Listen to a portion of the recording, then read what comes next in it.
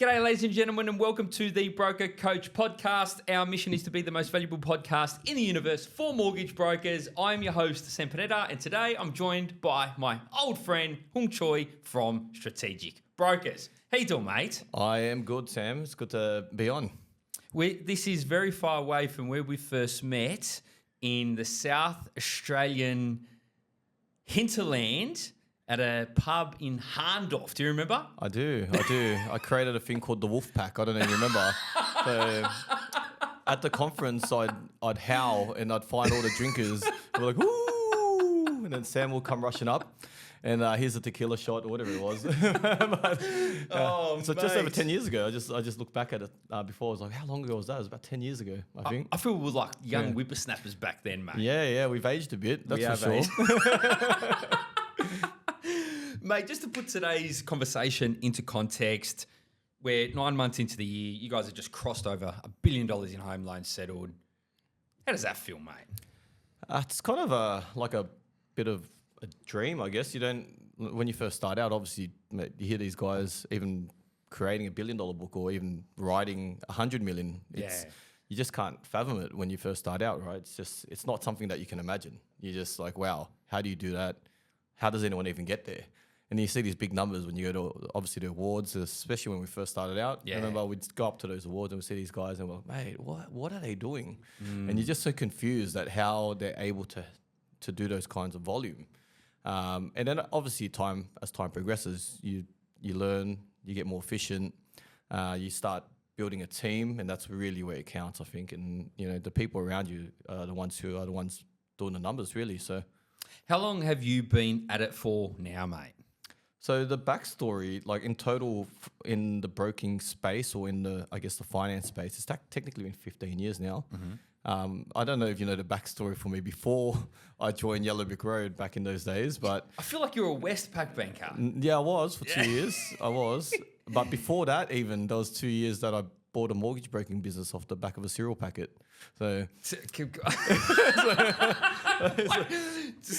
hold on. Yeah. What do you mean you bought a mortgage broking business off the back of a cereal packet? Yeah, so I studied accounting and finance in uni. Yeah, I had this degree, but what I was doing for work was running nightclubs and doing live poker tournaments for a living. I remember the poker tournaments. Yeah, and I didn't. And I was like, why do I have this degree? It's kind of useless. And I'm like, I don't want to become an accountant. So I've got to have an accounting degree, but never practiced accounting. And then I remember because I worked night shifts running poker tournaments or nightclubs, I was sitting there watching the morning show. So that's how I was saying back of a cereal packet. And this bloke come on selling mortgage broking businesses or franchises on there. It's like kind of like that guy, when American dude, we want you, and they were showing guys like Sam Panetta on the TV, going, "Oh, I used to be a bricklayer, now I'm a mortgage broker." So and it was this guy. You're a paddle beater. So there you go. So, and they're like, man, I got an accounting degree. I can do better than these guys. So.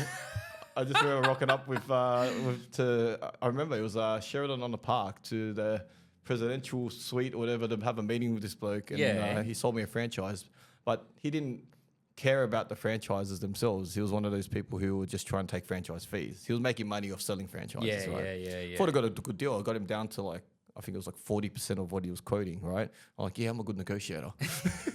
Little did I know they were going bankrupt. Oh, no. So what happened? What happened when they went bankrupt? Game over? Honestly, I spent almost 2 years trying to run a franchise that had no support, nothing behind it. And I didn't know what I was doing. I was just a kid, with nothing behind me. Probably wrote 9 loans in 2 years during that time.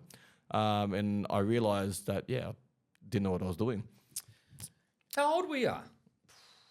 I would have been very, very early 20s. Yeah, just finished uni for 21 or something like that, I think, when that happened, 22. Yeah. And is that when you decided to get into banking? Well, I decided that obviously spending that 2 years in the industry, I understood that this is what I want to do. Yeah. When the bug bites, it bites, bro. So people say, oh man, how terrible was that? And you know what? To me, it was actually a blessing to have made that move. If I didn't make that move, I wouldn't have had my eyes open to the industry. I wouldn't learn everything that was involved, how you can actually help people, giving people the opportunity to enter into deals that they didn't know. Because imagine back in those days, if you had wanted to buy a house in Sydney and you just went to the wrong person, you just gave up, right? Just having somebody behind you. And all of those opportunities, somebody taught me all that at that age, I would have bought a lot more property or would have been a lot smarter with my transactions. So just seeing, understanding what the industry was about, it was so important. And that then led me to getting that job at Westpac, which they offered me. I had a friend who was a poker player. This is how I got the job. It's not what you know, it's who you know, right?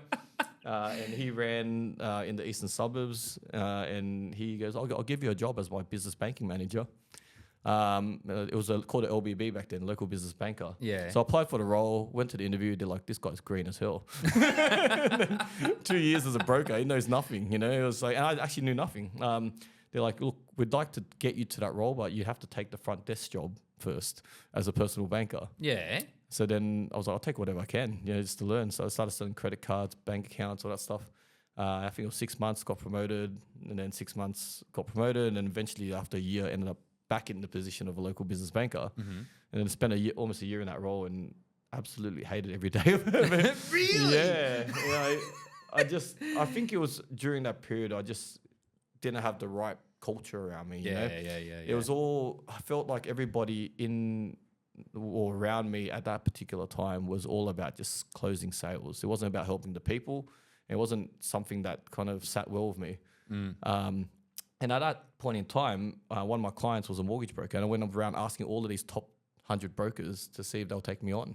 You did? Yeah, I was actually, none of them took me on. So nobody wanted to take me on. And then so it happened randomly one day, one of my, clients who was doing their business, looking after their business banking, was the Yellow Brick Road guy in Randwick. And then he's like, look, be interested to take you on. And I said to him, look, I don't want a salary. I don't want anything. I'm going to back myself here. I just want to come on as a contractor in 12 months, maybe buy a share of the business, if that's okay, But if you don't want that, I'm just going to be upfront with you. This is kind of my thought process. I'm not coming in. I don't want to be here and just contracting forever. I want to own a share of the business because I think I can add a lot of value. And then, I think that conference was, maybe when you and I met was when I hit up my business partner at the time, or then became business partner. At the conference? Yeah, at the conference. How many tequilas were we down when you done that? It was after I'd done a couple of hows, and then I was like, imagine, I was young and I just didn't give a crap. I was just kind of like, in the sense that, like I said, I didn't give a crap. I was just, when you're just so, you don't think about your decision making. You're just like, I'm here at the conference, I want equity. Oh man, I look back at it, Jesus Christ.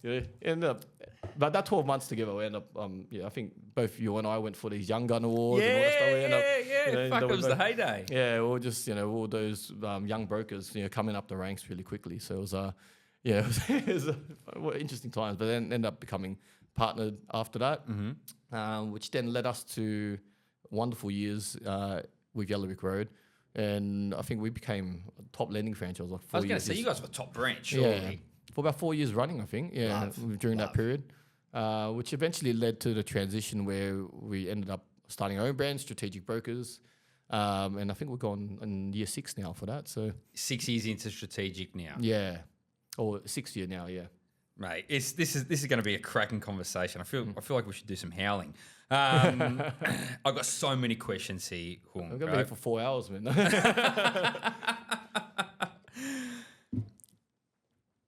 All right. This is a really good one. For where you got to today, right, was there some grand plan to get to this point, or did you just wing it and figure it out as you went? I honestly winged it. And I'm still winging it today, to be honest. Everyone's like, you got to put our business plan together. You got to do this, you got to do that. I kind of just go with the flow. I know it sounds crazy, but I never expected to get this big. And I never really wanted to get this big, to be honest. And I still don't really want to get bigger. I actually don't really. But I just, it's almost like good culture and, good talent attracts more talent. And if you're doing good things, it's a strange one because I don't even hire. Like people just keep coming to us. Just walk in the office and sit down and start working. One of the latest, you wouldn't believe it. One of the latest ones wrote me a love letter. I was going to say, is it a bloke or a Sheila? He wrote me a love letter. It was he's not on the team yet, but he's about to come through. But he actually slipped a letter. He came to the office, slipped a letter on the door, and somebody found this letter. One of the staff, the cleaner was about to chuck it out. And so what a chance, right? And then I picked it up and just I love what you do. Everything you talk about resonates with myself, my own story. This looks like a home for me, kind of thing. Yeah. Yeah, and we caught up for coffee, and mate, guys, you can tell. You can just tell. Like, he's got what it takes. Like, and business feels like it's more art than it is science. Do you know what I mean? Yeah. Like, if you're describing that interaction, you're like, it feels good. It feels like it's got what it takes. How do you can't distill that into a checklist? Surely it's all you just vibe your way along. Look, maybe for myself personally, I didn't grow up with much money. Obviously, I grew up in the western suburbs of Sydney. Had a lot of a lot of rough people around me. Probably had the wool pulled over my eyes multiple times. Got scammed so many times as a young'un. Even from people that you thought you trusted. So maybe I have a good instinct compared to the natural human of character. As somebody who hasn't been through all of this stuff in their life, they might not understand that. So they're trying to check off a textbook, right? But it's hard to, I guess, sum up talent or people without maybe going through a lot of these experiences, maybe making the wrong hires throughout the career. We did make a lot of wrong hires too, to be fair. At some points, there was a point actually I was trying to grow the business when we were small, and we were just following the textbook, and I went to Seek, put ads, done all that stuff. And mate, the type of talent I got through that, it didn't work. It just didn't work. They weren't a culture fit straight away. The first thing was the culture fit. Like, that's the very first. Like, I'm not saying everyone has to drink or anything but they call it the beer test. Where you sit down and have a beer or scotch or could be just coffee. Have a or just a water and just have a proper conversation. Just a human conversation. Really understand what makes them tick as a human. You know how this bloke said that he loves everything that you're about and he loves everything that you're putting out there. Where was he seeing? What stuff was he seeing that you were putting out into the universe? It was mostly my potties. I've done a fair few now. So he was just obviously going through that. Just put a little bit on Instagram about things that I talk about, just a bit smarter than the average bear. And probably the backstory, it probably helped him resonate with just the mindset and the obstacles that I had to go past, and the fact that we never gave up. We just kept going and going. We could see some light, but we just never were negative about it all whenever you hit down. So I don't know.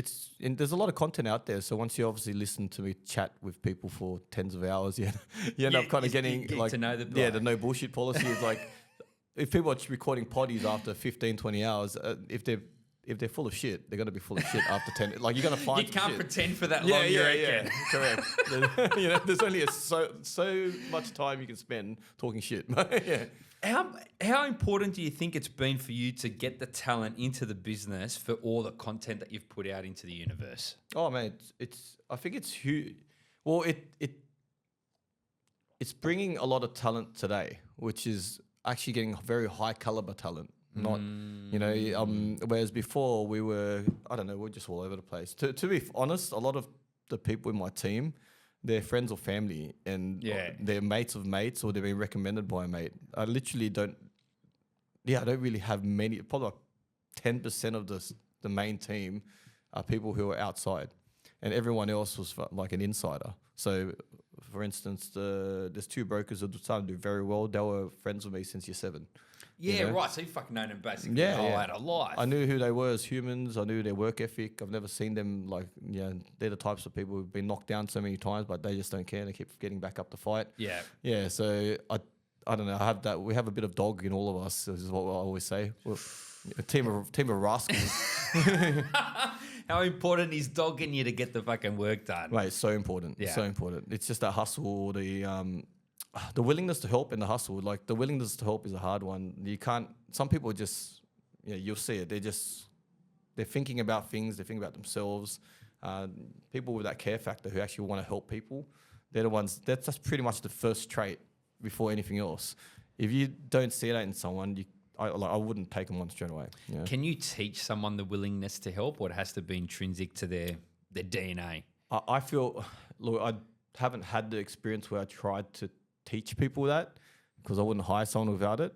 So They just they either got it or they don't. yeah. That's what I feel anyway. But, Yeah. but I could be wrong there, you know. But that's how I look at it, and that's probably the first thing I look at before I even bring someone on is their willingness to actually help other people. Like such a simple thing like walking past and opening the door for someone, or somebody drops something on the floor, they pick it up. for Yeah, just 'em. that little bit. Just yeah.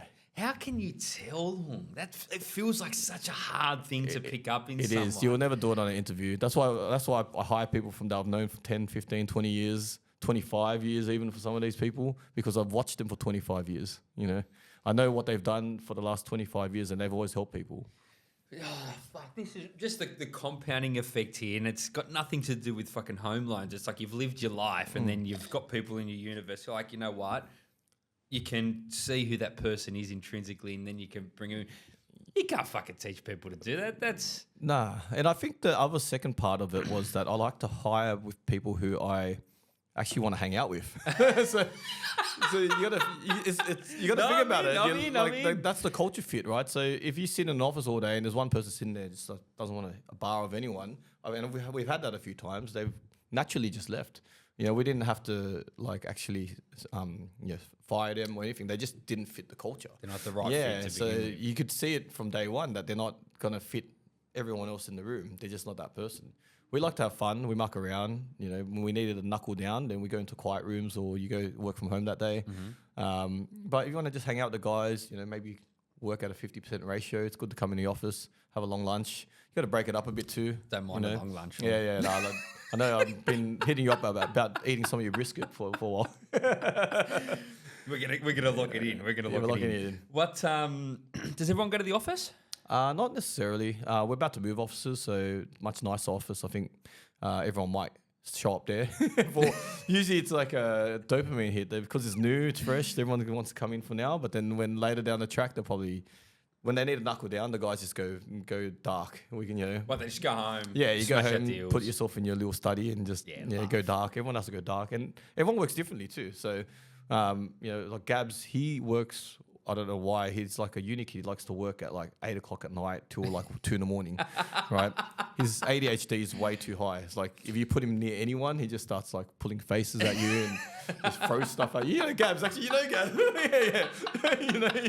You know what he's like. He's just the guy's. Yeah, he's just a class clown. He doesn't work well in a group environment. You got to lock him up in a room for him to get his work done. But he needs to come to the office to hang out for his sanity sometimes. But now he's got a team we built around him. So his team members are his opposites. So they help bring him back in. Are you guys still in Randwick? No, we're in the city. So we've been in the city for just coming out of 4 years, something like that. Yeah. A new office is going to be in the city as well? Yeah. We're moving to mid-city now. So we're in like Haymarket at the moment. Yeah. We're moving towards the middle of the city, I guess, which is dangerous because lots of yummy food and lots of cool bars. I don't know. Pros and cons of having an office in the city. Oh, mate, I love it. I can't really say any cons. The cons is it's expensive. Yeah. So the cost is look.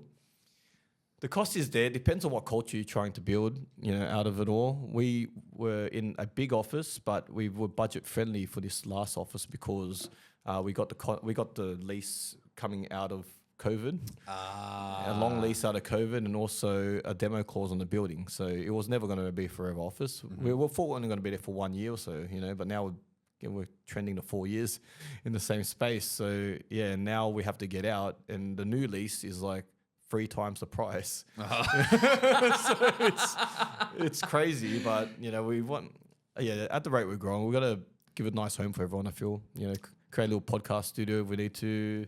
Record content, do a lot of little bits and pieces that are all in house. So it'll be nice. 100%. Is everyone on shore in the team? No, there's a crossover. Obviously, all your sales or direct sales support. So people are doing credit or helping with the overall proposals, structuring, sit next to their broker usually. And then obviously the pure admin and compliance comes all back in the rotation. That most of them sit offshore. Cool. Yeah. Mate, what's the biggest difference to settling 100 million a year and the business settling $1 billion a year?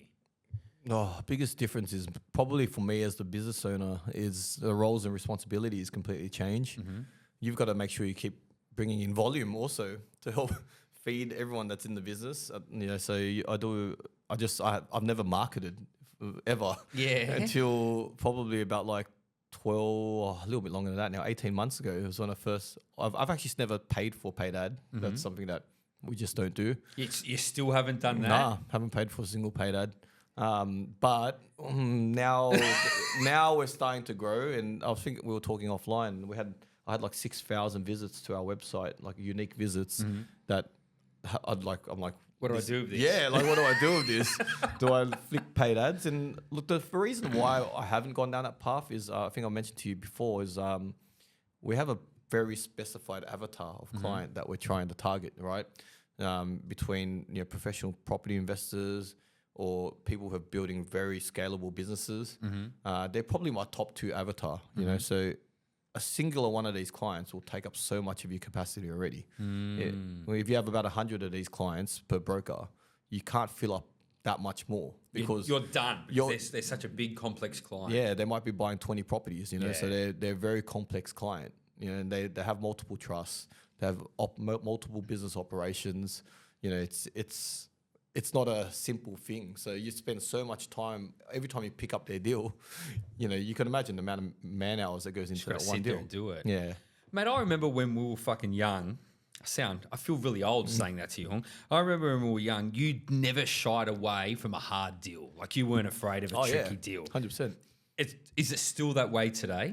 Yeah, it is. So obviously we've got a fair few brokers now. So I say like you got to treat every lead like it's gold, you know. And we've always been on that mentality.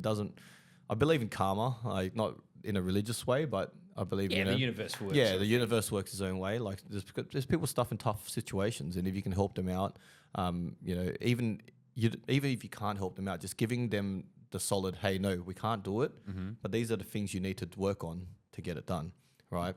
And just people appreciate that, right? Like there's a lot of brokers out there who they see a hard deal and then they just rubber it, like they just and they just leave them in the lurches, right? Yeah. The faster you can respond to someone a no, the better. You know, so even if it's a no, but at least maybe a quick game plan to go, look, you're making 40 grand a year casual at the moment. If you want to buy a property at, you know, let's call it 500 grand, you probably need to earn about 75,000 based on what you showed me. Yeah. You have to figure out how to get there. Yeah, I'm not going to do that for you. Yeah, you know, if you want to buy a property at that level, that's what you need. But you know, at this stage, we can't help. We could push it to this lender, maybe it'll get you close to the mark, but your interest rate's going to be this. You know, you're going to be looking at your Liberties and your, you know, Latrobes or whatever it is. You know, you're looking at that point in time, and your rate's going to be 2% higher. Do you want to go down the path? Show them repayments. You know, just giving them. Even if they're not a deal, giving them that feedback, and believe it or not, like brokers think, oh, like what a waste of time. Like, no, it isn't, because you wouldn't believe who connects with who, right? That's what I believe in karma. I've never shied away from helping people. It's the thing that I've always believed in. And even when I was at the bank, the front desk at that Westpac branch, the sales went up like 300% because of the front desk. Literally just helping people. Like, you know, there was old ladies couldn't get the internet banking set up, whatever it was. I mean, I'd spend the time with them, you know. Yeah. And then they bring their son in, and the son wants a $5 million property, and it's because mum said that he was a great guy. I trust him. Yeah, it fucking works like that, Hung. That's the way the fucking world works, I reckon. It does, 100%.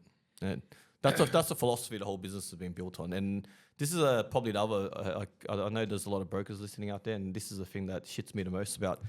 I think 90% of the brokers out there, right? They always looking at revenue, right? So I never look at revenue. I don't even know what my revenue is. I couldn't tell you what my profit margins are going to be. I couldn't tell you.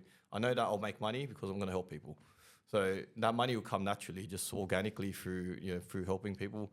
What I do in the business that other brokers I see out there don't do, and there's some big brokers out there, and I'll listen to the stuff that they put out to the universe. I'm like, mate, hate it. I'm like, absolutely hate it, right? And the reason why I hate it is because they're talking about, you know, EBITDA, this. I'm like, I don't give a shit about all that stuff. You know, who are you helping? What are you doing for people out there? And I think the bottom line of it all is that the common trend I notice is that if you're helping people, like, so what we do is, even if we don't make money, so to give you an example, there's a lot of brokers out there where, for us, a customer people refinancing every 2 years, right? For the sake of getting another upfront commission, another upfront commission, another upfront commission.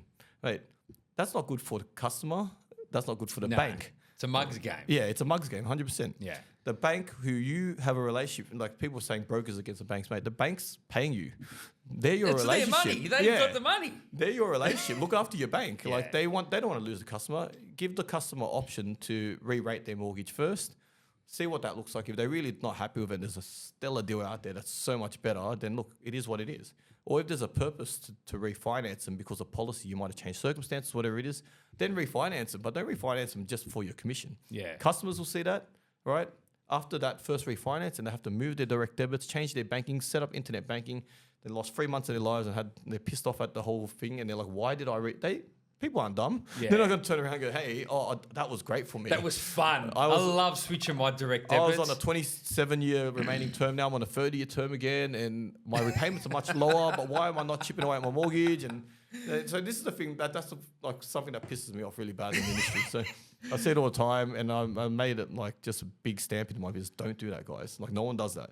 You know, we only do it for purpose. We only do it if we're going to get them to a better level. We only do it if we're buying investment properties. Stretch to 30 years, we need to cash flow to buy another property. Some sort of strategic edge. Yeah, something that's going to give them more wealth or more freedom or whatever it is that they need in their life. But it has to be a value add. So. Mate, with the clients that you're working with today, right, the professional investor, the scaling business owner, how long ago did you really zone in on that part of the marketplace? I think I like anything, you find your niche through maybe your own life experiences. Because personally, I was the scaling business owner, or accidental scaling business owner. I was the property investor. So those two parts of me became, just quite natural, I think. And I was chasing, all these butterflies everywhere. Developments, this, that, whatever. You start trying to chase money in weird places, and then you find you find your niche. And then I just figured out like how I can make money through property. It was just to buy just standard family homes. The most boring. I was saying the most boring path, but it makes money. I was just like, and then I figured that out, and then obviously started connecting with the right people, and then everyone who. I realized, there's a whole community of us that do the same thing. And I'm like, okay, well then once I started figuring that out and figure out the best way to do it for myself, then kind of that created a bit of my own, I guess, IP or my own way of doing it. And then because I was obviously scaling business owner, they might make a good profit. Can't figure out what the hell to do with it. Yeah. Got all this borrowing capacity. Don't know what structures to put in. I've done all of this work. You've done it literally I've done yourself. for myself. Yeah, literally for So yourself. I actually I know the blueprint back to front. Yeah. And I know exactly what, and I've thought about it for a long time. Like it was sleepless nights trying to figure out the structures, where to shift the money, how to manage the taxes, cash flow, then, what types of properties to buy, when to buy them, what's the easiest software to spreadsheet it, and just when you've done everything yourself, then you can kind of create the blueprint. It's talking from experience. Yeah. I got to ask you, because you put your foot in it there, you said you were chasing money in some strange places. Yeah. What's the strangest place you've chased money on? Oh, no, look, I think, you're trying to, I don't know, I follow people sometimes, and, you make friends along the way, and then you start investing in their stuff, and then, you don't know that they don't know what they're doing. They just, and then I think the worst one was I bought into a development deal out west where they were going to build 96 units in an area where there were no units. Yeah. So this is a long time ago, but, far out. That obviously business went bankrupt and lost my money, but because it didn't make sense, you kind of try to create, and look, and for me at the time, I thought it was actually a good feeling. Like, we're going to create more homes for people in the area. It's close to where I grew up. Like, it makes sense. And then I didn't think no one wants to live in a unit there. It's such a simple algorithm, right? Like, what are you creating to create for the people, for your buyer? So when you're going to development, it's like people don't just don't think about the end buyer sometimes. Like, that's crazy. That's your first thing you got to think about.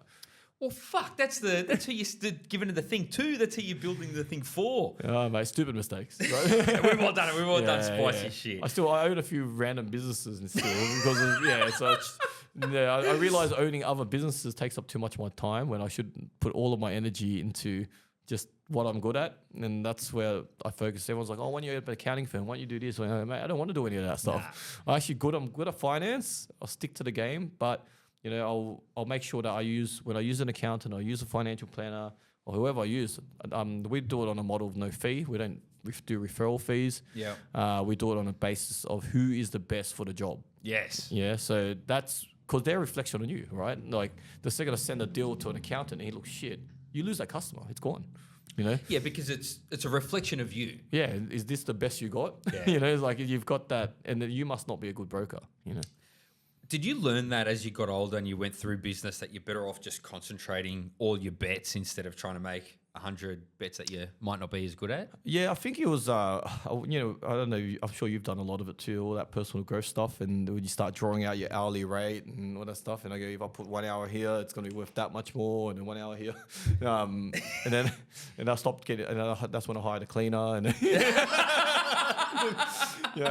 you realize a few things along the way, along the journey. And I think the highest and best use of my time was to focus on my people, my team. Yes. And obviously growing that part, I couldn't find any other thing that paid me more money if I was going to. And I didn't want to work 60 hours a week anymore because I used to do that week in, week out. How many hours do you work now? It's a weird one because you can't really count the hours because I might be messaging someone on the phone and that's working, right? It is. You get what I mean? Like I might be setting up to record with someone, that's working. I might be putting something together or some ideas, so it's working. So I don't really count the hours anymore, but I don't like physically sit there dedicating hours anymore. I just kind of do things as I go. It's just what life and business are just blurred into one entity. Yeah, it just kind of just rolls all together. Like business is pretty much life at the moment, but it's fun, so it's not something that I hate doing. I'd get out and I'm pretty happy to do it every day. Just catch up with people for coffees, even you're randomly having dinners with like your friends, but your friends are all business owners who are affiliated and so you learn stuff. Even I had dinner with my best mate last night and he runs Tax. So I know probably a lot of listeners know who he is. But does 45,000 transactions a year for property investors. So the amount of data and information he has, he just finished recording a potty and had a steak with me afterwards. And so we just share thoughts and ideas about the industry and things. So you're working, but you're with your friend. Do you find yourself hanging out with business owners more and more as you get older and you get deeper into the business? You do. Well, you find your circle changes or your circle of influence. You have your friends for pure fun. You have your friends for for growing together. You find the ones that grow together, they want to just go for runs nowadays. I went for a run last week. Yeah. So everyone's running now. I just signed up for the City of Surf. I've never ran it before. So as you get older, you find that your set of influence changes and you start drawing yourself to certain crowds or audiences. But you've got those friends. Like my closest group of 5 guys probably that I spend a lot of my time with. That's outside of all the rest of it. They're all pretty substantial business owners. So I think 2 of the boys have over 2,000 staff now, and then Jesus, so big scale businesses. And my mate Twan's, I know, was on now 500-600 staff. Flew more to Vietnam for a conference 2 weeks ago. I'm like, that's crazy. You flew 500 staff to one resort in Vietnam. Jesus Christ! You took millions. You know what I mean? You took a big conference. Watching these guys, I'm the smallest of all of them. I'm like, geez, my business is tiny compared to you guys. Oh, mate, what's the biggest change you've seen in the industry since you stepped into it? Oh, so much change. There's so much change. When I first stepped into it, mate. So I actually remember the year now. It was 2009, just after the GFC. But they still had some rolling over, like let's just talk product, for instance, rolling over products around the GFC, just before the GFC. I don't know if you even know this, but they used to give you, if you bought a house in Sydney, right, how crazy it is to get in. And they're saying, it's never been so easy to get in the market, whatever. Mate, bullshit. Back then, you could get the first home buyer's grant in Sydney. They'll give you $21,000, no stamp duty, and you could take a parental guarantee for 100% plus costs, plus debt consolidation. So if you had 40 grand for credit cards, you could whack that all into your mortgage. Government gives you money in your bank account. Your life is set up now. You whacked the 21 in the offset. The market was booming from all the way during that period up until it froze up for a little bit a coming out of like GFC was like 3 months, right? Yeah. The market went, and it came back. And then from 2009 all the way to 2013, there was like a trickle. That's like this. We're just talking Sydney, but there was a trickle run. And then after they brought out the 4.99 fixed rates for the first time, coming back from the 7s or 8, whatever the rates were at the time. Then bang, the market just went double up within 2 years in some of these markets. It was crazy. Why do you think they structure the entire economy around getting more money into the marketplace, mate? Oh, mate, because the banks bring in the taxes, right? They make the profits. They bring in the taxes, the payroll tax, the profit tax. This is, mate. Our whole ecosystem is built around it. Literally built around it. Yeah, and every politician owns stacks of property. So lower the rates. I mean, they want to lower it too at some point. But I look. It's just the way we've become, I guess. Because of the Great Australian Dream in the early days. That's just kind of become. It is what it is. Yeah, it is what it is. It just happened that way. And we're not supplying enough houses at the moment for the amount of, I guess, migration, the amount of repopulation we're having at the moment. So we've got a bit of a crisis in that. And what do? They decide to create all of these grants to make it even harder for people to get in the market because they just raise the prices of the houses again. Yeah, it's crazy. Fuck, I don't know if it could be fixed on a macro level. It's like an individual level thing. Do you know what I mean? Yeah. You've got to take charge of your own fucking life, really. That's true. On the large scale, at some point, they're gonna figure out how to build faster, and it's not going to be the prettiest homes, but the old heritage, stuff of real good Italian brick.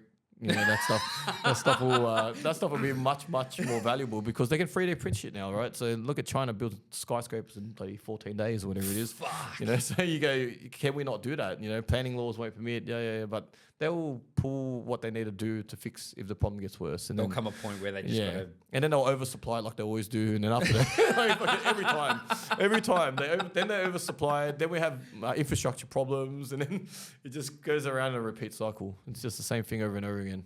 Mate, you said to me before that it's your job to feed the machine, right? Are you predominantly producing all of the deal flow for strategic, or how does it work? No, so we have a range of brokers. So we have like the junior broker who's salaried, PAYG, comes through the ranks. They might even start as an associate to a broker, and then they roll into a broker role, which then they have a set target, commissions above. And then we go into like the round 2 broker, which is a contracted broker. So anyone who's on the PAYG role, depending on which broker they're assigned to or who their broker is, they're technically almost employed by that broker. But we kind of help source or kind of go through the interview process with them. They would be on the not typical banking style role, but settlement, clawbacks, and then whatever's net per quarter, then receive a bonus kind of thing. Then the contracted broker, which is your typical setup. You have Comp split. If you have your own lead, you get paid more. If we give you a lead, you get paid half of it, upfront and trail. I believe I'm quite generous with what I do there because I flick a lot of leads out. So I flick out pretty much enough leads that everybody can eat. In a sense, it's up to them to look after those leads because once you look after a lead, I have this philosophy around every lead should be able to reciprocate 2 leads. So if you get 1 lead, blow their socks off, they'll send you 2 more. Yeah, correct. Yeah. That's what I noticed as a common trend for the very successful brokers. They're able to convert 1 customer, and in their lifetime, they'd give them a minimum of 2 customers. Yeah. Off the back end of that. When I guess I started out, I was the master of service. I remember, you remember when we had conferences and would sit in the conference room. Everyone would just see me walking in and out of the room. You'd be out there. I'll be on the laptop. I wasn't paying attention to class. I'm just like, I'd update everyone on the minute the second I got an update. That's how it worked at the time. And I'd give everyone the real life, I don't expect people to do this, right? But that's the way I operate because I was just too hungry. I needed to make this work. Yeah. I had a young daughter. I didn't have much money behind me. I knew that I can make it work. So I had everything to gain, nothing to lose but time at the time. So I literally worked all around the clock. Just if I got an update, with conditional, bang, conditional, this is what happened, this is what's happening, give them a quick call. Sometimes it just takes 20 seconds to call someone. Yeah. And it just makes the world of difference for them, just to put their mind at ease. If you can reduce anxiety for a customer, it just transforms the experience by tenfold. And especially if they had a bad experience before. If they got an 8 out of 10 service and you've delivered a 10 out of 10, there's a world of difference between an 8 and a 10. Yeah, 100%. It's the 10 out of 10 is when you're at a barbecue at my place for a brisket one day. Yeah. And you're like, fuck, you got to go see my broker. He's the best. Yeah. Do you know what I mean? Rather than, I've got a broker, can't remember his name. Like there's do you know what I mean? There's a fine line between the two. Oh, yeah, 100%. And even the bank, when you were working there, they used to have this NPS thing where you'd only get rewarded for 9 out of 10, 9 or 10 out of 10. Which is fair enough. I get that. I get the NPS system. But, I'd like to try and deliver a 10 out of 10 every time and try to replicate that in the culture. So I'm always hammering the guys about just pick up the phone. Guys, can you just pick up the phone? Just call this customer. The one thing that shits me the most is, especially with the new generation, so I've got a few young guys in the business, they're very like... They want to pick the phone up? I sent an email. I'm like, bro, fuck your email. And then what? Did you play ping pong? Like the emails just went back and forth for like 4 days when you could have just picked up the phone, solved the issue within 4 minutes, cut the queue time out of the whole business, get the work done, and then now you delivered an exceptional service. So, it frustrates the hell out of me when people do that. It just kills me. No email policy. Policy. You've got a problem, fix it with the phone call. And then some people are like, they don't want to be called. I'm like, yes, they do. I'm like, yes, they do. If you have a problem, they want to fix it. They will jump out of their meeting and fix it because you are a priority right now. They are priority to you. So people forget that. And they're just thinking that, no one wants to get interrupted at work because, like, mate. They want to get it done. It's a big deal for them. This is the biggest freaking transaction in their life. You think another 10 minutes out of work is going to kill them versus buying their biggest asset that they ever purchased? Like, geez. 100%. Yeah. Mate, how much of your success has gone down to that hunger? You just said to me, you had a young family, you had a young daughter, you had to make it work. How much of your drive in life has come from that fucking hunger? I don't know. There's I've done a lot of reflecting actually over the last period, and I was trying to work out where the hunger came from. So I'm very lost of where the hunger came from. But like going all the way back, I think the lifestyle that I grew up with, obviously not having money and really struggling, and dad always being a tight ass about everything, and he's got the survival mentality, and I really hated I think being teased and things like that about not like having holes in your pants, always having the shit shoes, the Adidas, the Adidas, and all that. I think a little bit of that trauma would have been, was something that brought forward to it. And obviously then going through high school and then, there was always that rich cool kid versus the poor kids. And it just kind of just kept going through. Then when uni life came, and then I think when you're in uni, like when you're 18, 19, you're trying to attract the opposite sex or whatever it is. And you realize that, they're going for the rich guys. And then you're like, what's going on in life?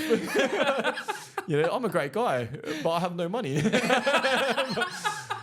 So I don't know whether that was the driver, but like, to be fair, I think my daughter was the biggest driver. When because you guys were young when she was born. Yeah, I was 22 when my missus fell pregnant. And then, obviously having a young daughter, she was probably my biggest driver for sure. Yeah. No longer it was about me and what I needed anymore. So that's what I'm saying. I dug deep. I went all the way from the childhood all the way through what things triggered it.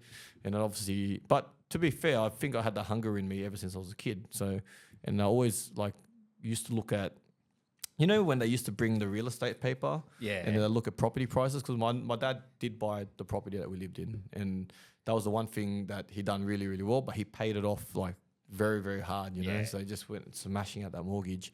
And I used to love watching just the property prices move, on that piece of paper. Yeah. And you think about how old I was, how would you know that you like something? But I loved it. I absolutely loved it. Fuck, how would you know if that's like, do you know what I mean? Yeah. It must have been, so that's part of probably what embedded, but I guess getting older, obviously having a child and trying to build them a great home, want to send her to private school eventually, having all those dreams of, creating a lifestyle that they could, that I never had. So I think all of that stuff was, just the biggest driver after the fact. Yeah. I've got a curly one for you now then. Now that the you're not the poor boy anymore, right?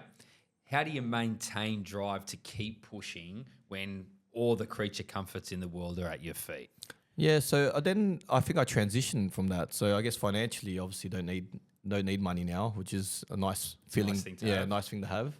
But yeah, as I probably mentioned before, I have everyone in the business now. So anyone who I bring into the business, it's a weird thing because it's not about adding value to me. Weirdly, I know it sounds strange, but it's actually when they come in, they're lucky. I find that because they're coming in and I'm going to change your life. So my accountability is no longer to me, my family. I've done my responsibilities now. My accountability is to the people who join my business. And if they stay by my side, I can guarantee you they're going to be very successful and achieve all the things that they want in their life. So, yeah, that's the driver now. So to give an example, then when I go bring it back to friends and family, my brother-in-law was one of my first recruits. He's now a top 20 broker nationally. Love. My two brothers are now brokers in the business. Two childhood friends who I love dearly. They've been brought into the business. Gabs has been with 10 years now, and I love the guy dearly. So it's a big family. So and then all of the newest recruits, like Mr. Love Letter. He told me his family story, and I was like, man, you've been through some shit too, man. And he's like, he's hustling really hard, and he's like, I'm like, you've got it, man. But so I wanted to take him on board.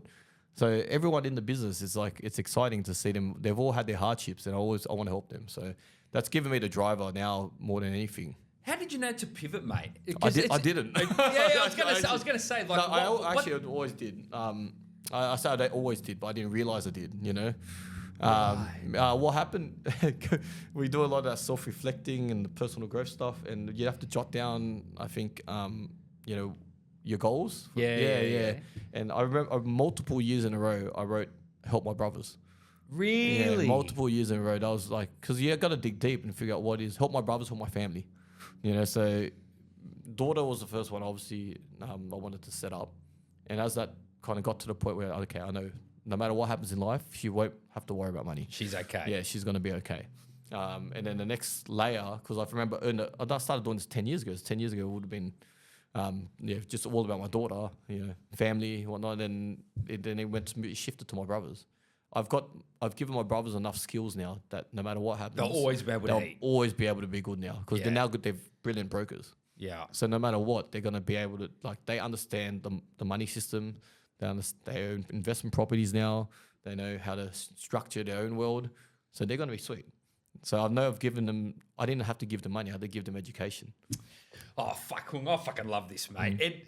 So when you're doing this self-reflection on your own life and your own person, are you doing it yourself? Have you always done it? Have you done it with people? How does it come together in the first place? It started off with going to, I went to these retreats and stuff like that.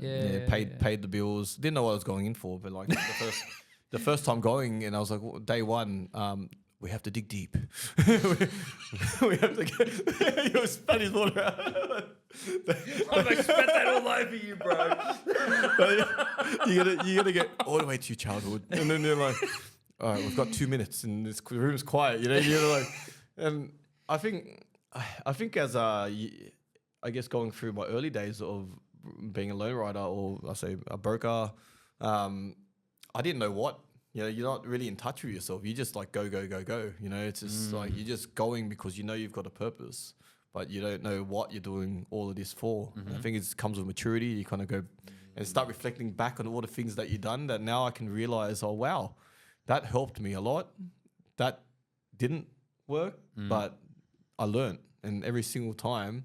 So some people get angry about things that didn't work out, but like everything's a learning curve. Scar tissue, they call it, right?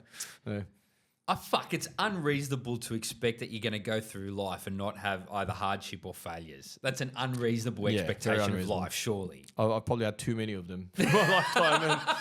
And, every day you make mistakes. Still making mistakes now. Mate, as the business has grown and there's been more team members, how have you changed the structure and the workflow in the business? Yeah, I'd go with the flow, but it's probably not the smartest way to do it. Like you got to think ahead, but now more than ever, I think further ahead. So I look at what does the bigger picture look like, and how can we build the team around us to make them more efficient, make them more successful, give them back time in their lives, figure out what they actually want. Like they don't want to run like a racehorse for the next 10 years. So my next part is figuring out how to transition these guys into a way that they can work 2-3 hours a day, whatever it is that they want to do, and then just really focus on managing their existing clients, because that's what I think it essentially will become with all of these guys. Some of them have almost $500 million books now. Like, you go, geez, That's so good. Yeah, so like they don't really actually need to work at this stage. They just got to manage their book. But do you think there is a tipping point where you stop focusing on client acquisition and you just focus on client management?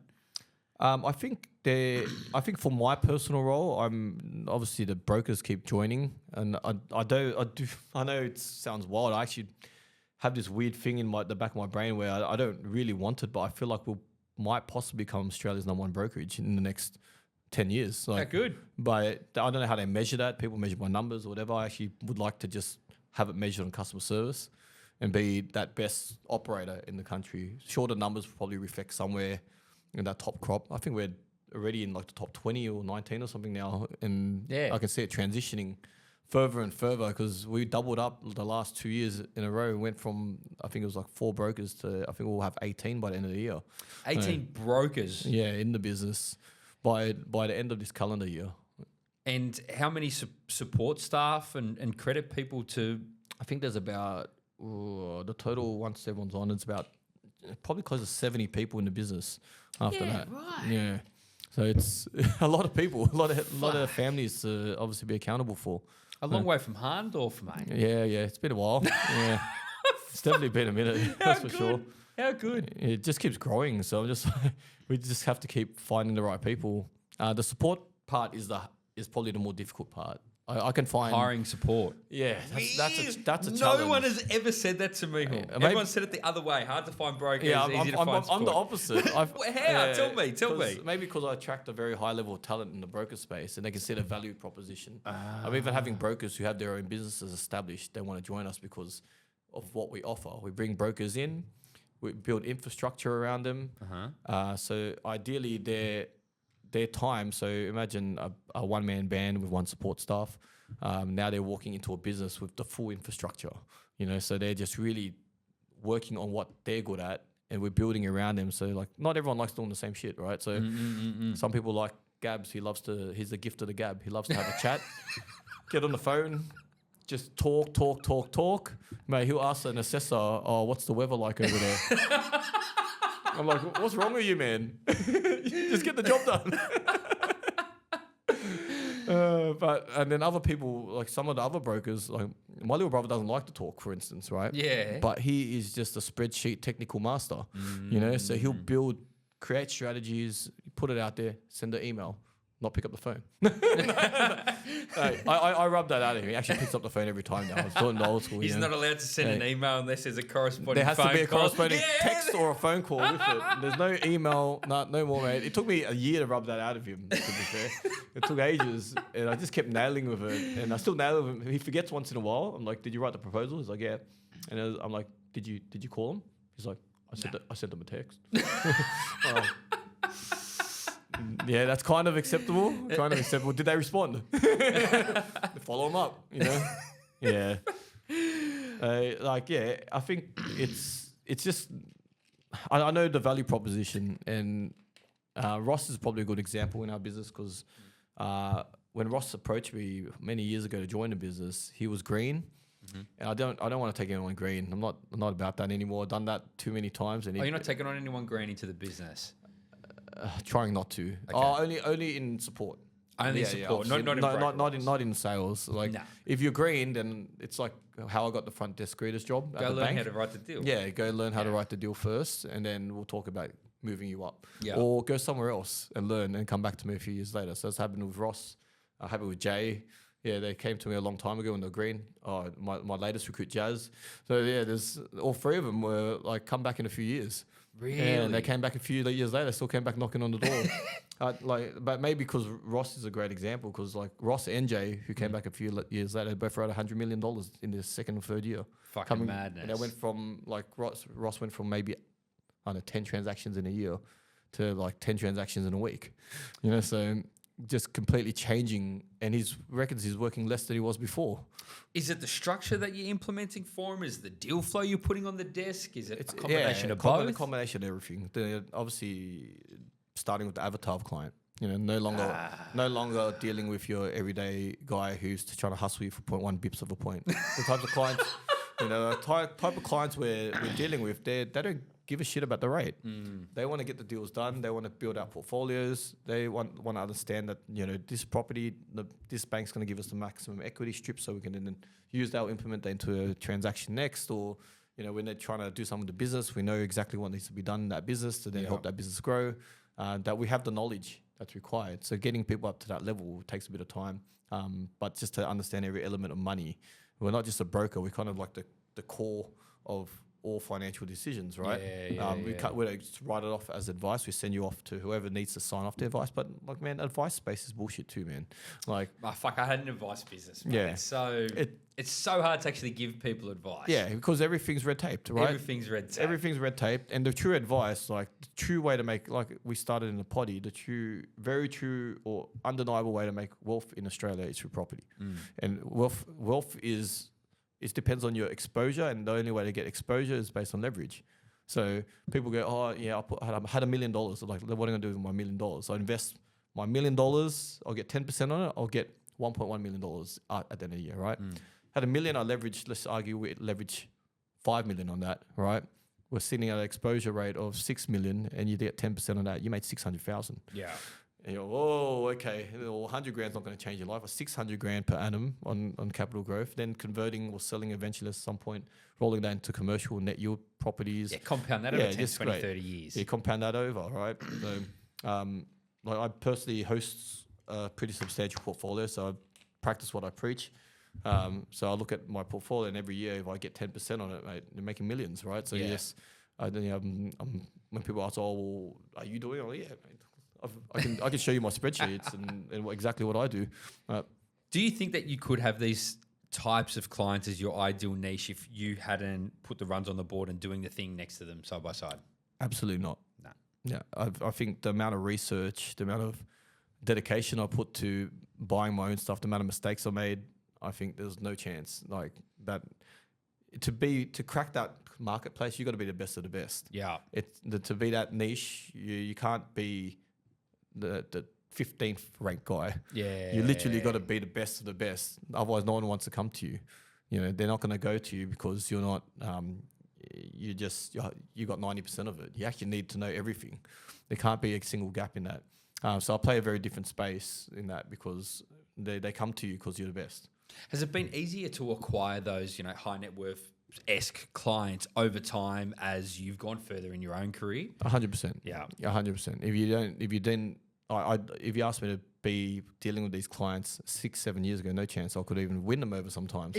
Even that recently, do you know what I mean? Yeah. Where it's you've had to almost have your own accolades in order for those sort of guys to congregate over to you. Yeah, 100%. And some of the guys I do potties with, the kind of common thought process is like, well, you can't. Why would you go to a surgeon, for instance, that hasn't operated on a lot of people, right? It's the same thing as doing, somebody who's helping you with your biggest financial decisions. Like, why would you go to someone who hasn't done it himself? That's the mentality of the high net wealth, right? 100%. They want to see you got runs on the belt. They got no time for mucking around. Nah. You mentioned at the start that you bought into the YBR Randwick franchise, and you're currently getting people that have brokerages that are coming to you to get involved with strategic. How did it work in that first acquisition or buying, and how's it working now with these established guys that are coming to you, mate? Oh, look, I don't think it's hard. I think if they want to join, a lot of people are just, depending on their agreement, I try to look at what their existing agreement. So if they're with an aggregator now, their agreement might be they can leave, the trail gift scheme paid. But some franchises, obviously, both you and I have been through franchising. They're very strong agreements, right? So you got to know your rights. And it might not work out, they come through. Or they might have to get paid out for that book or sell it and then start again. And then they have to weigh up those options really to go, is it worth it? Like, because they might be living off that trail, It's a hard decision to make. If you're making a comfortable living off the back of the trail, it's hard to give up, man. Very hard. And I think it's if they're coming to me, they're usually backing me and then they're backing themselves. So we've just got to do what it takes sometimes to get them to during the rollover period, and then really trying to grow them quickly to get them back to the income level. Because there's always going to be a bit of a slowdown period when you're transitioning anywhere, right? 100%. And that's always a tough one because cash flow is going to be rough. Yeah, it's shit. There's that period of time that's not a lot of fun, especially because we're in such a slow cash conversion cycle business. You feel the repercussions of it for half a year. Do you know what I mean? Oh, mate, when your process changes, everything changes also. You lose a bit of your mojo and your operating rhythm, right? Yeah. 100%. Mate, what's your role today in the business? I guess they call me the director solely. I guess that's the role now.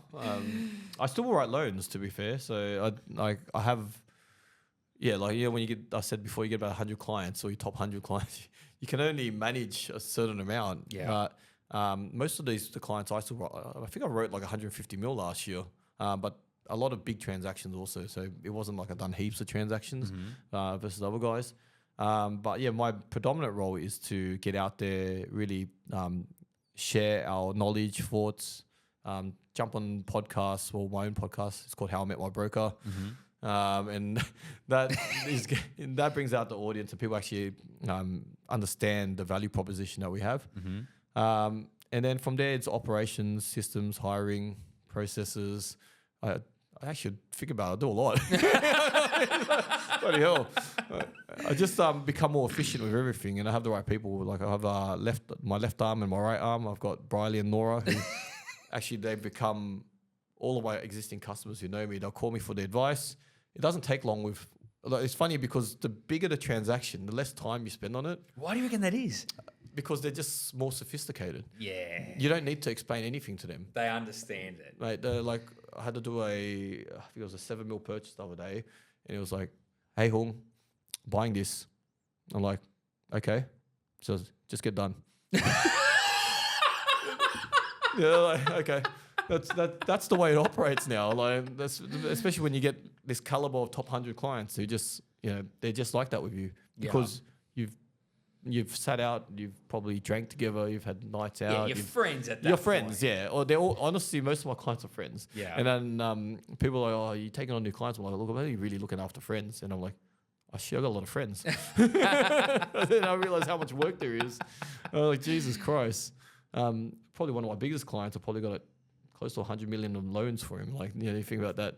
And he's constantly acquiring stuff, doing all sorts of things, That's right? fucking awesome, Yeah, mate. so that's that one client keeps me busy all year round. so many deals constantly, always wanting to do something. Yeah, you get that kind of caliber client and you get a multiple stack of them, you really only need 20 clients. And you're fine. What was the tipping point where you started writing less loans and you started doing more business building? Where was the... Oh, it's always been, honestly, just all rolled in together, The business building, I think very early I started hiring coaches, so that was, I started hiring coaches almost 10 years ago.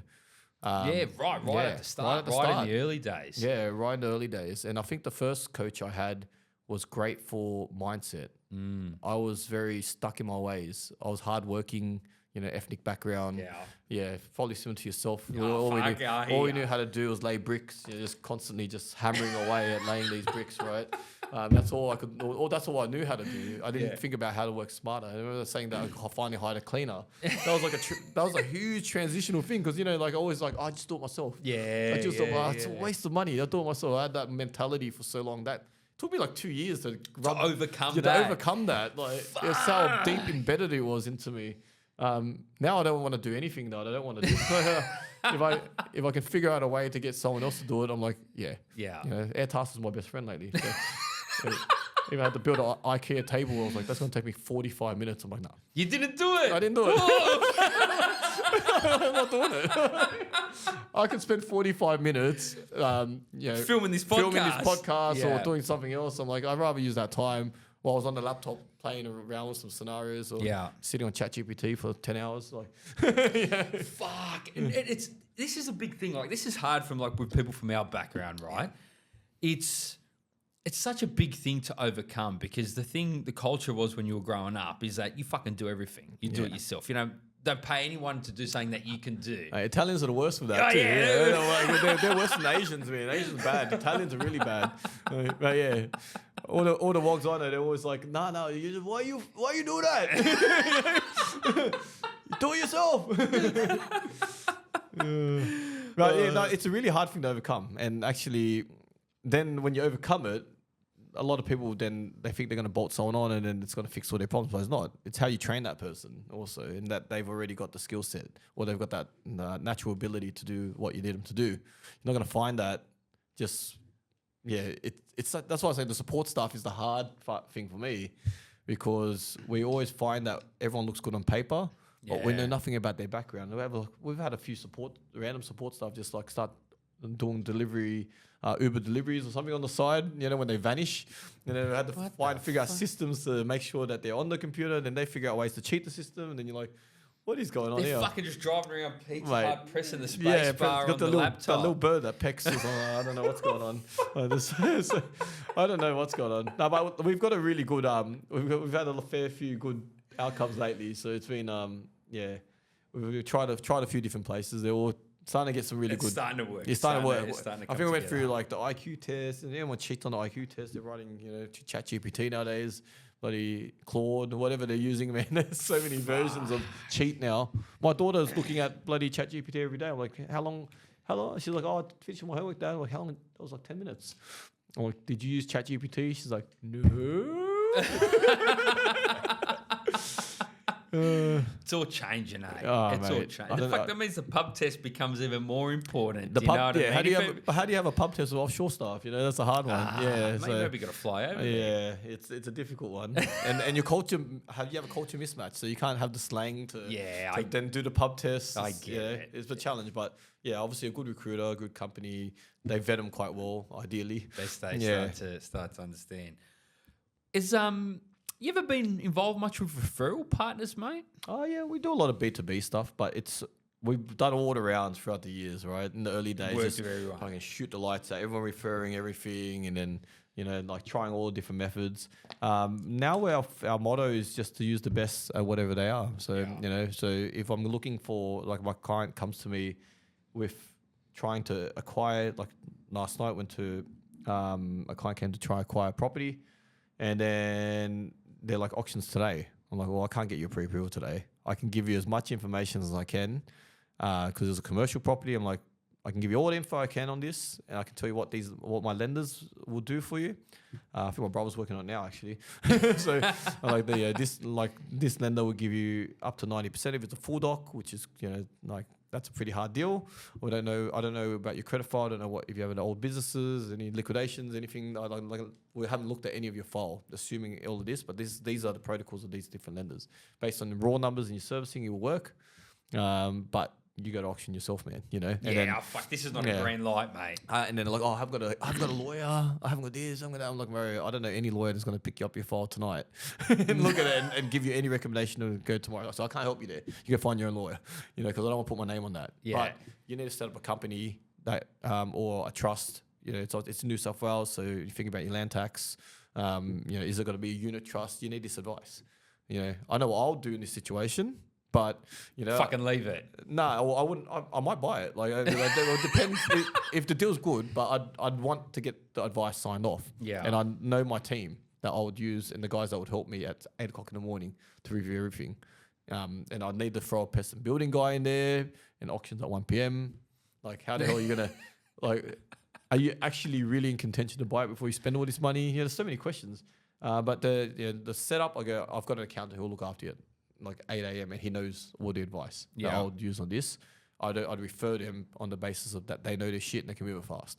So I wouldn't refer for any other benefit for anyone else. It's just the fact that he's the right fit, for that customer. Do you think that you've become, as you've got more experience and as you've gotten older, you've become not stricter, but what's the word I'm looking for? More direct in the way that you tell people to do things so they get the best result? Oh yeah, 100%. So I think you've got to be able to skill to be direct but not be rude. Do you know what I mean? Yeah.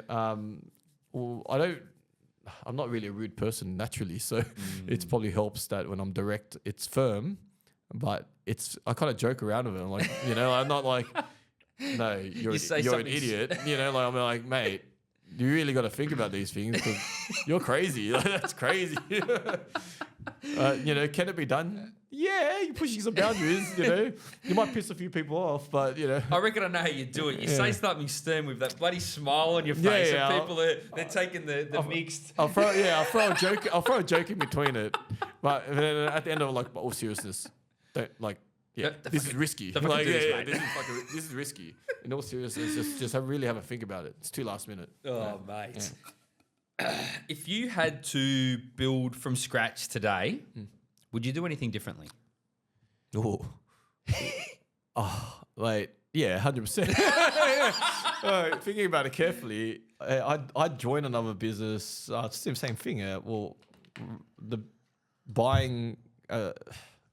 It's hard to say because where I am today is because of all of those battle scars. Yes. So I couldn't have done anything differently to end up where I am today, I feel. I had to go through all of those rounds. Or can I trust somebody to coach me through those rounds or get shortcuts? Absolutely. Right. There's certain periods where I should have taken other people's advice or look for people who have done it rather than just go, oh, hey, I can do this myself. I can do that myself. I think that's probably the biggest part that I would have done differently. Things that I thought that I could do myself when I should have got advice from people who've done it. How do you know who to trust and who not to trust when you're taking advice from people? Nowadays, I think podcasts are pretty good, to be fair. Not just listening to one podcast that they've done. So if you are interested in using someone, mate, listen to bloody 20 of their podcasts. Go on the journey with them. Like listen to everything that they've produced. If you're really going to implement or hire somebody that's that's going to be an advisor to you, for instance, you really want to see what they're about. And I reckon 10 plus podcasts will tell you if they're full of shit. You just can't bullshit for that long. Yeah, that's right. Fuck, what happens to the people that are running businesses today that aren't building that profile, do you know what I mean, or that personal brand? Fuck, it's going to be harder and harder over time. I think so. I think everyone is slowly like moving to this world, right? Even obviously ChatGPT is kind of become the new thing when you're researching someone. Yeah, I actually researched like who's the best brokers to look to build an investment property portfolio. We came up first on ChatGPT. Like, we have no spend, no nothing, but because of the podcast, the algorithm, the info, it's absorbed all of that data. And I was like, wow. And we're getting a couple of random ChatGPT leads now. Like, yeah, that's mad. Yeah, I was like, where did this come from? They're like, oh, we actually looked up. I'm trying to build a 6 property portfolio, and I asked them about their prompts. I was like, tell me what the prompts were. I want to see what they, I was like, what were their prompts to get us on that, on that lead list? I'm like, Jesus Christ. But this is the way it's going. Like, I remember talking to my SEO guy the other day, right? And I was like, look, okay, great that we're at the top for the SEO, but I said, we need to be at the top for AI answers. Do you know what I mean? That's what they call it, Geo or something. I can't remember what they call it now, but yeah, whatever the fuck the thing is. But it's like that's where people are going to do their question asking. That's where it's heading. That's pretty much going to be it. Like it's going to be pretty much anything. It's all AI search now. Even when you Google search, it's AI search now. Yeah, the AI comes Gemini up as, or whatever it is now. Fuck, the robots are coming. The robots are coming for us, mate. All right. All right. We've got a couple of banging questions left. Was there any really difficult times that you had in your journey? And if so, how did you overcome them? Oh, yeah. This is probably a big one for, I guess, your audience, especially a lot of brokers out there. You will burn out. If you run that hard and they run that fast and you're answering every text, every call, everything at night, don't forget about your family. And that's probably the biggest regret I've ever had, is actually not actually putting non-negotiable times, so really diarising your non-negotiable times, and you got to black those out. So like it might be, say, you take your son swimming on Monday and then you want to spend some time with him, just go 5 p.m. to 10, like to bedtime. That's family time. That's family time, non-negotiable, so you got to make sure you put that in the diary. People forget about that. And then obviously it's I know it's like the paper cuts, right? It doesn't affect your family directly in that one, just one more call or whatever it is, But over time, there's ripple effects on that. And and also while you're running that fast, you start to try to figure out, like a lot of guys in our industry drink, right? It's just part of the common trend. Are they drinking because they love to party, or are they trying to numb something else? Because it's a very stressful industry. Probably, I would dare say, between all of the different industries, probably Finance drinks the most. mate, probably the most stressful, because we're time critical. Yeah. We've got deadlines every day. Imagine being, obviously everyone listens understands. You're under the pump all the time. Yeah. So when Friday comes, you just like bang, bang, bang. And then by that time you're hungover, you don't have time for your family, and then all the rest of it, just try to watch out for that. I think that's probably, I went through a cycle of that, constantly getting plastered every second weekend, every weekend. And by the time it's family time that you've allocated Sunday for, you're hungover. How the fuck do you overcome something like that, Hung? Because it can't be easy. I think I think in the industry we don't talk about it enough, but I think people actually need to go and probably speak to therapists, do all of that kind of work, all of the groundwork for themselves, because if you don't, you'll crash. Like, I thought that I was invincible. Obviously, going through your 20s and your early 30s, you're like, oh no, nothing's gonna stop me, and then everything just starts crashing mentally at some point. It doesn't. It comes with a massive toll, So you've just got to make sure you stay on top of it early. And I think the earlier you, I guess, realize you have an issue with time and an issue of stress, the better. So it's all well and good to say, I'm going to write 100 million, whatever it is, but what toll is that taking on the rest of your life? No. Yeah, fuck. I resonate with this a lot. And it's your high achievers that suffer from it the worst. You know what I mean? Because you're wide. It's like, I'm going to get this no matter what it takes. But sometimes it takes a lot. A lot gets sacrificed without you even knowing a lot is being sacrificed. It does, man. And then, funny enough, you start making work your priority over everything else. Yeah. So you got to make sure you don't. You got to sit down, reflect, and go, what's important? Like, why am I doing this? Is it because, and what's the money going to bring me at some point? It's like, I'm going to make money, but why am I making money? So I think people just don't reflect, and they need to spend time. Actually, would recommend people actually getting professional help. Like, I know we're very, especially at ethnics, mate. Okay? Go back to the ethnics. Ethnics are the worst. They will never seek professional help. Like, they're like, nah, that's bullshit. That's a waste of money. You think that, but it's not. Actually, you need to do it. Did you go speak to someone? I did. And how did it end up? It started with obviously the self-reflection stuff, then obviously doing the professional stuff, and I think it all helped because it puts things into perspective. Whether you have a problem, don't have a problem. Everyone in the industry has some sort of problem. Like, if you look at the aggregators, it's all about drinking. The culture's that, and there's I guess that's just the Australian culture in general. But the world's changing a bit, but everyone's got problems. And I think the earlier you dive into it, the earlier you realize what your problems are. At least you know what your problems are. Fuck, it's a worthwhile thing, man. It's a worthwhile thing because there's a fine line between coping and having fun. Yeah, 100%. Do you know what I'm saying? 100%. Now I think I just have fun, but I still love a drink. but I'm not doing it to drown anything. I'm just doing it because I actually enjoy it. It's such a fine line, hey. Yeah. What does the difference feel like from drinking to cope with life's pressures, or drinking because you want to have fun on a Friday afternoon at a barbecue with your family? Yeah, I think you have two completely different feelings, because I think when you're drinking to cope and you don't realize you're doing it, you'll feel the alcohol 10 times harder. Even in that first drink, your head will spin and everything else. You're just trying to release some stress of some sort. If that's just you trying to cope, and then you end up drowning it just to you keep going too. And you don't know why you keep going. When you're doing it for fun, you drink, then you'll find yourself in a social environment, and you'll know when to call it, because there's other things that are more important. So your priorities kick over. Could be health, could be family, could be everything else. So multiple layers. And I think that's where you come to obviously realizing what it is that your priorities will kind of shift your mindset around what happens there. Fuck, this is an amazing way to look at it, mate. I know there's going to be heaps of people listening to this that are going to get a lot of value out of fucking hearing that. Do you know what I mean? Because you go through it. You fucking go through it in life. 100%. Oh, man. This is a cracking one. Supercars, mate. Oh, man. Hey. When did they come along? When did the supercars start, bro? I always loved cars since I was a kid, so it was just my thing. Always had the Ferrari F40 on the wall. Had heaps of stuff I just loved and around. And I love driving. Every time you put me in a go-kart, I loved it. Like, not the fastest guy on the track on the go-karts, to be fair, but I just love the thrill of them. The car, like, I've always had sports cars ever since I was young. So I always drove manual since I was a kid. I had the Fast and Furious thing going on. I had a S2000 when I first moved to Northern Beaches. Did ya? Yeah. So just for a good. range of cars. But mate, I only bought the McLaren probably a year and a half ago. And I had a Porsche GT4 before that for 4 years. Yeah, so I think that started out on a journey. But I think the Porsche came along when it was like I set certain financial goals before buying it.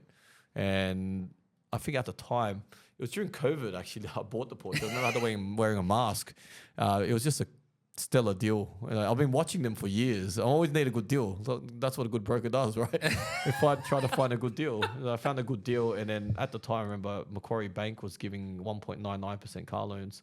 I didn't And remember you were that. just like, Yeah, I was fuck like, this. It's like a home oh, loan. this makes sense. Or like, I could buy this car. The guy bought it for 330,000. I paid 220 for it, and he only had 700 kilometers on the clock. Fuck. And I got 1.99% interest rate. It's like brand new. Yeah, it was a no-brainer. Like, so it was, and then I sold the car for pretty much what I bought it for 5 years later, almost. So good. It was just, I see gaps in the market sometimes. So it's not what people think it is. It's not spending stupid money on cars, right? No. And then the McLaren came, and that was during when we had all the rate hikes, and then I was like, oh, okay, well, man, I think it was also at the 5-year mark of that car. So whoever owned it must have had a chattel mortgage on it, and they needed to sell it to pay off the residual, which they bought it for like $750 or something like that, and I paid like $405 for it. And the car only had like a few thousand kilometers on the clock again. I actually went on car sales last night to see what the convertible 600 LT is selling for, and there's only one listed, and he's like almost 500 grand now. So it's not. I don't make bad financial decisions with this, and I actually do. I buy them to drive, so I've racked up like 10,000 Ks on that car.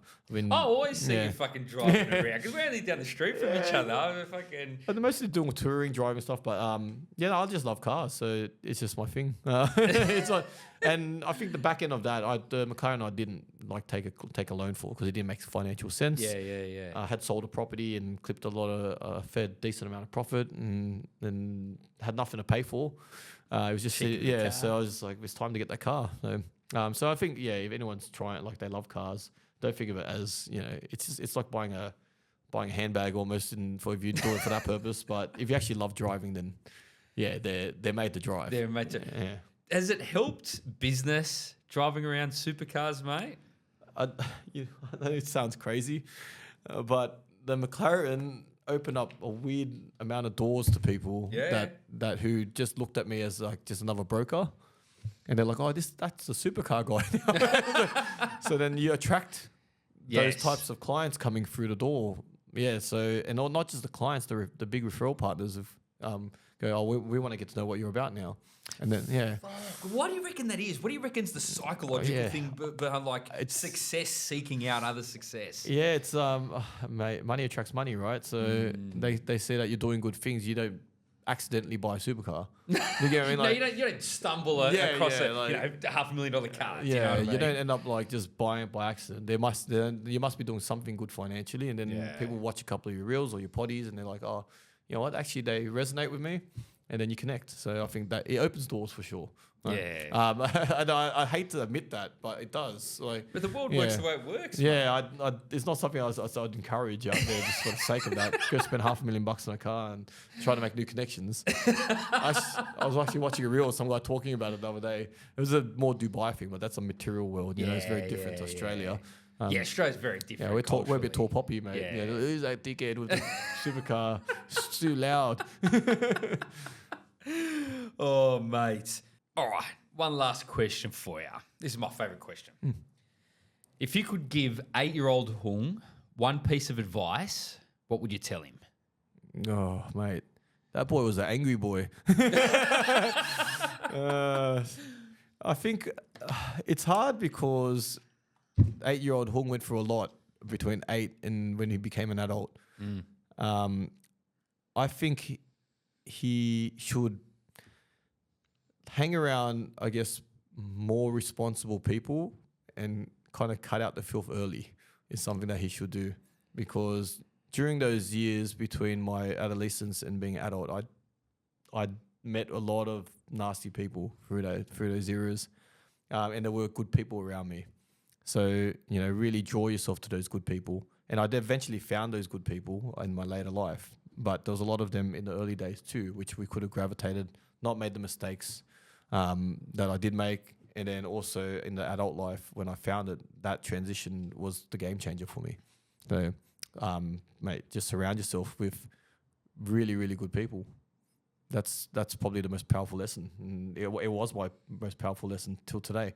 Love. Yeah, we learn from each other, right? And what do they call it? You're the sum of the five closest friends, whatever it is. Yeah, I don't know what the slogan is, but I mean, you're the sum of the people around you, right? Yeah. So that's all still till today, probably most valuable thing for sure. Love. Mate, thank you. No, nice. You're a fucking legend. Thanks for having me on, Sam. Pleasure. You got to cook me brisket now. I am. Next time we do a barbecue, Hung's coming along. I'm going to do a big brisket for him. Ladies and gentlemen, I don't know which bloody camera to look at. I hope you enjoyed it. Hung Chuy, Strategic Brokers. Thank you very much. See you next time.